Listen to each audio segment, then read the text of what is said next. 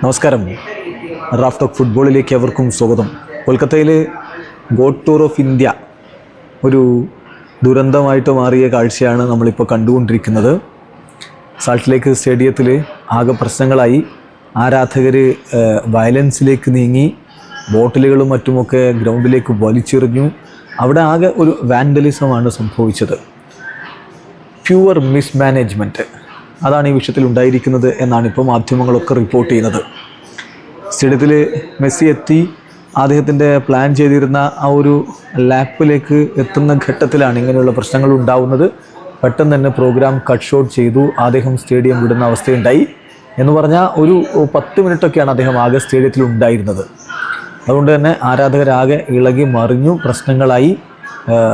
പലതരത്തിൽ സ്റ്റേഡിയത്തിലേക്ക് കുപ്പികളും മറ്റുമൊക്കെ വലിച്ചെറിയലും ആകെ ഔട്ട് ഓഫ് കൺട്രോളായി മാറി എന്നുള്ളതാണ് യാഥാർത്ഥ്യം.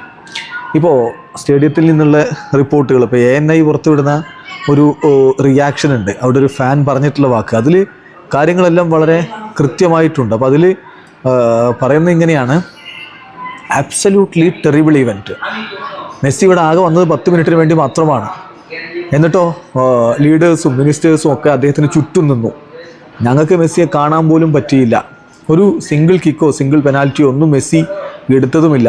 ഞങ്ങൾ ഒരുപാട് പണം ഇൻവെസ്റ്റ് ചെയ്തിട്ടാണ് ഇങ്ങോട്ടേക്ക് വന്നത്.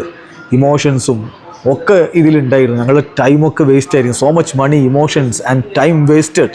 ഞങ്ങൾക്കൊന്നും കാണാൻ പറ്റിയില്ല എന്നുള്ളതാണ് ഒരു ആരാധകൻ്റെ പ്രതികരണമായിട്ട് ഇപ്പോൾ ANI റിപ്പോർട്ട് ചെയ്യുന്നത്. അതുപോലെ തന്നെ മറ്റൊരു ആരാധകൻ്റെ പ്രതികരണം കൃത്യമായിട്ട് ഇപ്പോൾ സ്പോർട്സ് സ്റ്റാർ റിപ്പോർട്ട് ചെയ്യുന്നുണ്ട്.